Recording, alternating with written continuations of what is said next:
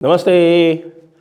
आप सभी से अनुरोध है कि कृपया हमारे चैनल को सब्सक्राइब करें, वीडियो को लाइक करें और हमारे धर्मापण मर्चेंडाइज स्टोर पर अवश्य जाएं। वहां पर 15 दिसंबर तक विंटर क्लोथिंग पर डिस्काउंट चल रहा है 30% का, तो जाइए और इसका लाभ उठाइए।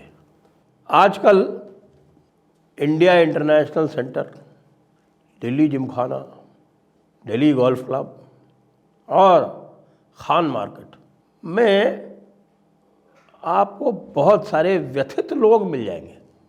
जब वो 1 लाख रुपए की जो विस्की की बोतल है, उस 1 लाख रुपए की विस्की की बोतल में से सिप लगाते हुए कहेंगे कि भाई लोकतंत्र का बड़ा बुरा हाल हो गया है, तो डेमोक्रेसी रही ही नहीं है। बताइए कि कैसे कैसे लोग आ गए हैं कि हम जो कुछ कहते हैं उसको भी नहीं मानते।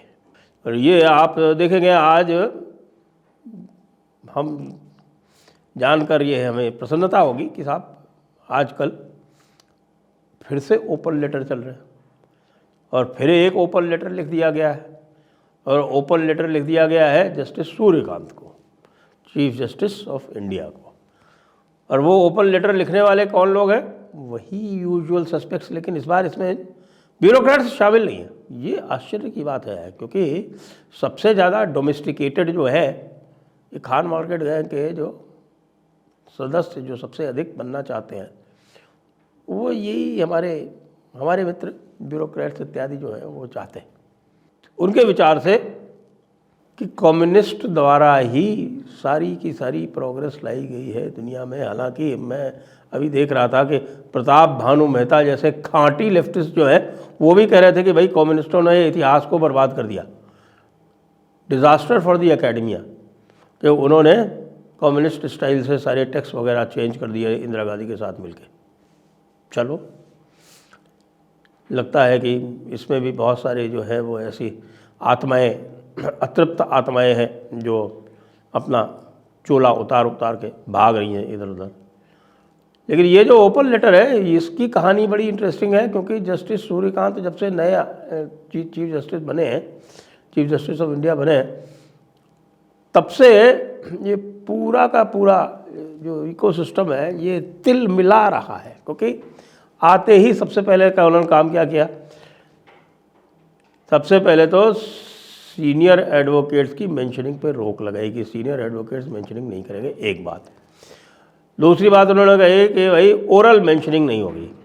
अब जो लोग कोर्ट की पद्धति से परिचित नहीं हैं उनको मैं ये बता दूं कि ये मेंशनिंग क्या होती है।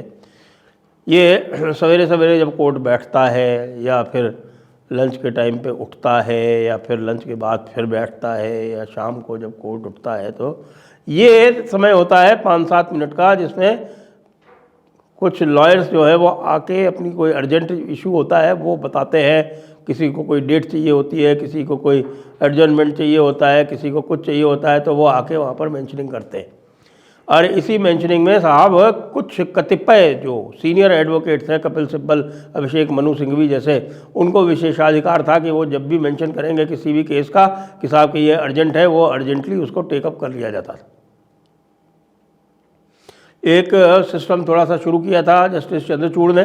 जस्टिस चंद्रचूड़ के सिस्टम में ये होता था कि भाई आप ईमेल करिए, लेकिन ईमेल मेंशन कर दी जाती थी कि भाई कि साहब ये ऐसा है और हमने आपको ईमेल भेजी है कि अच्छा देख लीजिएगा, और फटाफट डेट मिल जाती थी। जस्टिस सूर्यकांत ने वो बंद कर दिया। उन्होंने कहा कुछ नहीं, कोई ओरल मेंशनिंग नहीं होगी, किसी तरह की ओरल मेंशनिंग नहीं होगी। जिसको जो कुछ भी कहना है वो अर्जेंसी है, वो सिस्टम बनाया हुआ है, उस पर मेल करे और मेल को चेक करके और कर दिया जाएगा।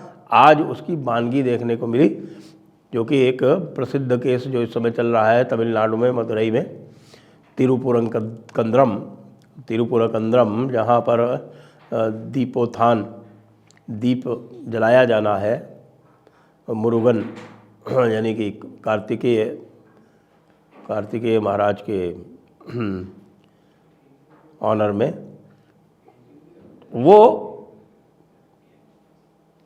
मदुरई के एक कोर्ट ने, सिंगल जज ने अलाउ कर दिया, डबल बेंच ने अलाउ कर दिया, वो 144 लगाई थी, वो क्वाश कर दी। उसके बाद भी डीएमके सरकार उसको होने नहीं दे रही, और बल्कि उनकी आप हिमाकत देखिए कि वो सुप्रीम कोर्ट पहुंच गए, मेंशनिंग में गए, कोर्ट ने मना कर दिया।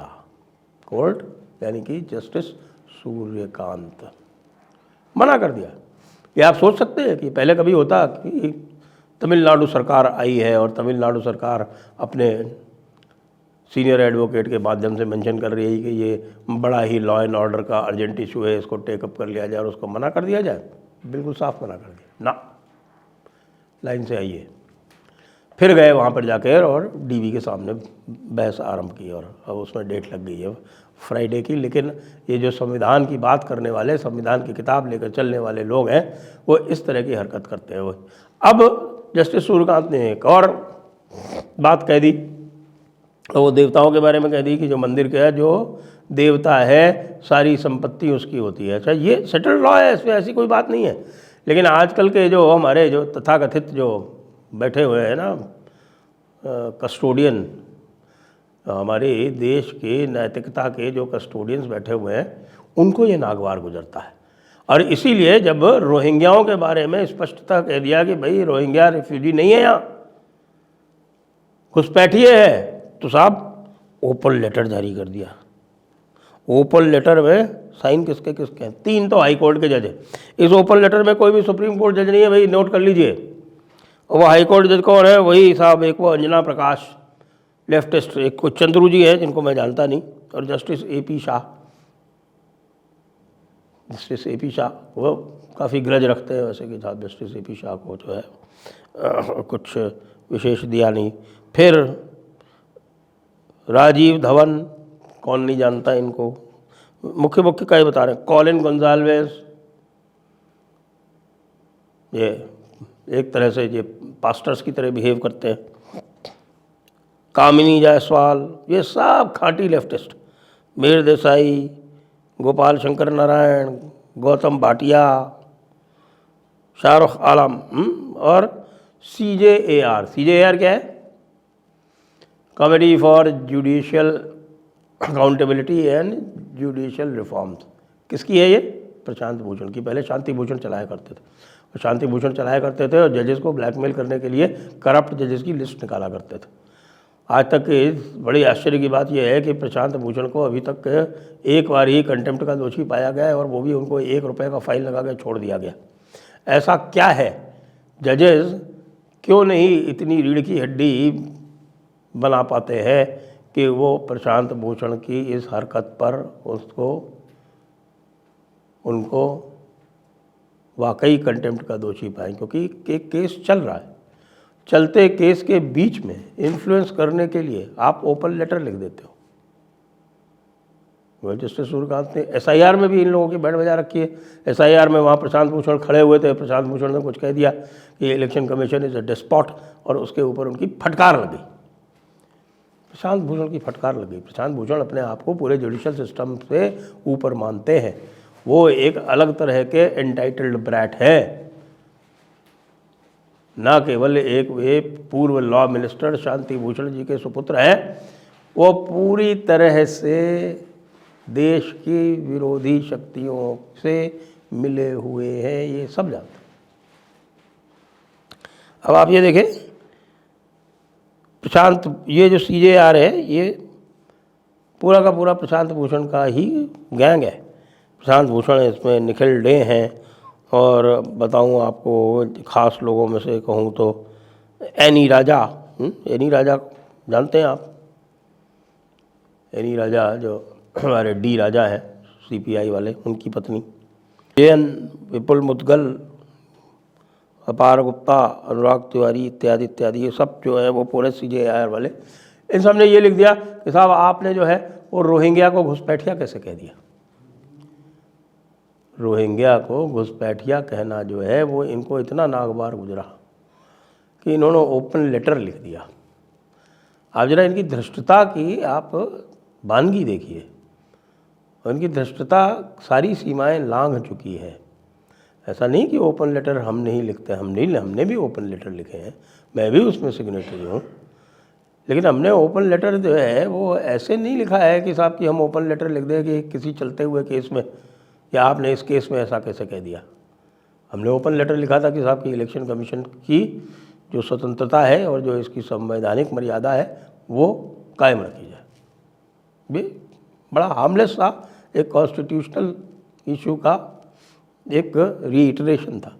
लेकिन ये भाई लोग क्या करते हैं, ये पूरी की तरह अपना एजेंडा चलाते हैं, पूरी तरह। और वो एजेंडा आजकल सुप्रीम कोर्ट जो है वो ध्वस्त करने में लगा हुआ है। तो ये बड़ा ही एक रोचक समय है जिसमें हम देख रहे हैं कि किस प्रकार से सुप्रीम कोर्ट राष्ट्रीय सरोकारों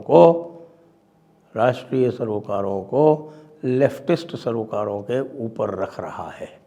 और इस कारण इसको कहते हैं ना, the knicker is in a twist, the knickers are in a twist. Why? इसीलिए तो जिमखाना में, आईआईसी में, इंडिया हैबिटेट सेंटर भी कह सकते हैं उसको, वहाँ हालांकि थोड़ा इनकी संख्या इतनी नहीं है, कम है थोड़ी, लेकिन है वो भी आखिरकार वो ब्यूरोक्रेट्स का ही तो है जमाया हुआ। और दिल्ली गोल्फ क्लब में, अलग अलग चैंपियन पार्टी में, खान मार्केट में, अब बहुत ही अधिक दुख है, पीड़ा है, माहौल बड़ा गमज़दा है। इस गमज़दा माहौल से निजात कैसे मिलेगी भाई? जय हिंद, जय भारत, वंदे मातरम।